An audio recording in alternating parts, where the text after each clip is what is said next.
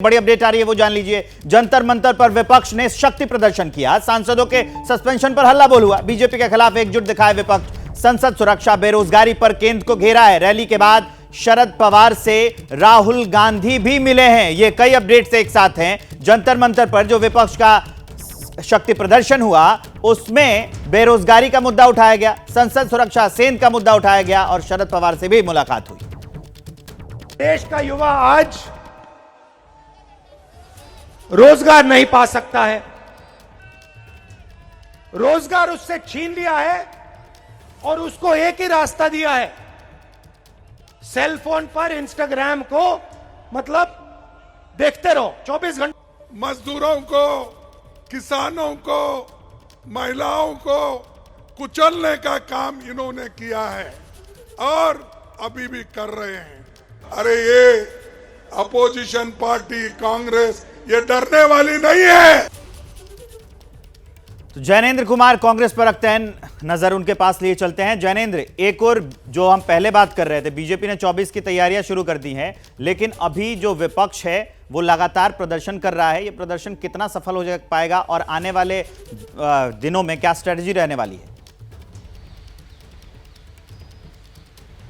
बिल्कुल, देखिए, विपक्ष की सबसे पहली कवायद तो यही है कि बीजेपी के खिलाफ एक साझा गठबंधन बनाया जाए, जो आपने इंडिया गठबंधन के तौर पर उसको पूरा होते हुए देखा। और आज इंडिया गठबंधन की तरफ से देशव्यापी प्रदर्शन था जिसका केंद्र जंतर मंतर था। और एक बड़ी बात यह रही कि विपक्ष के तमाम आला नेता, खरगे, राहुल गांधी, शरद पवार, सीताराम येचुरी, डी राजा, दीपांकर भट्टाचार्य, इसके अलावा कई और इंडिया गठबंधन के घटक दलों के सांसद, तमाम लोग मंच पर मौजूद थे और जंतर मंतर से उन्होंने मोदी सरकार को घेरा। देखिए, इससे पहले भी मोदी सरकार पर लोकतंत्र विरोधी होने का आरोप विपक्ष की तरफ से लगाया जाता रहा है, लेकिन इस बार उन्हें एक बड़ा ठोस आधार मिला है। जिस तरीके से 145 से ज्यादा सांसदों को निलंबित किया गया शीतकालीन सत्र के दौरान, तो विपक्ष के पास अब जनता के बीच जाने का और मोदी सरकार पर हमला करने का एक नया हथियार मिल गया और इसी को लेकर के आज देशव्यापी प्रदर्शन किया गया है। ये कितना काम आएगा ये तो देखिए चुनाव के नतीजे ही बताते हैं कि कवायद कामयाब रही या नहीं रही, लेकिन कुल मिलाकर के शक्ति प्रदर्शन की जो कोशिश थी वो निश्चित तौर पर देश के तमाम शहरों में हुई है।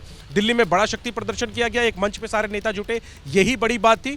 और अब आने वाले दिनों में जो मुख्य चुनौती है सीट बंटवारे को लेकर, उसकी कवायद लगातार चल रही है। नीतीश कुमार से राहुल गांधी ने फोन पर बात की, इसके अलावा जंतर मंतर पर शरद पवार मौजूद थे मंच पर। राहुल और पवार एक ही गाड़ी में वहां से निकले और राहुल गांधी ने पवार को घर पर छोड़ा, फिर उनसे थोड़ी देर बात भी की, फिर वो अपने घर गए। तो बड़े नेता आपस में संपर्क में है। सीट बंटवारे पर सबकी नजर है, विवेक उसी पर आधारित होगा कि सारी जो एक्सरसाइज चली है बीते कुछ महीनों से वो कितनी काम आती है। क्या बीजेपी के खिलाफ विपक्ष साझा उम्मीदवार हर उम्मीदवार के बीजेपी के हर उम्मीदवार के खिलाफ खड़ा कर पाता है? जी, तो सीट शेयरिंग को लेकर काफी अहम फैसले होने अभी बाकी हैं इंडिया गठबंधन में। इसी के साथ साथ जेडीयू में क्या चल रहा है उसमें एक बहुत बड़ा फैसला लिया गया है। ब्रेक के बाद लौटेंगे तो आपको बताएंगे, लेकिन उससे पहले यह बड़ी खबर जान लीजिए कि 29 दिसंबर को राष्ट्रीय परिषद की बैठक बुलाई गई है।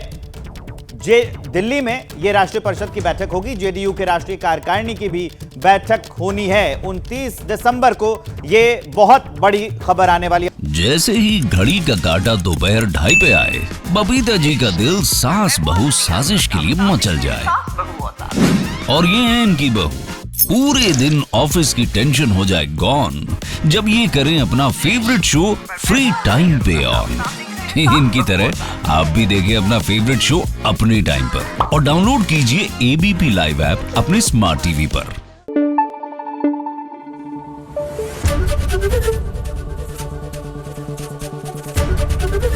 एबीपी न्यूज आपको रखे आगे।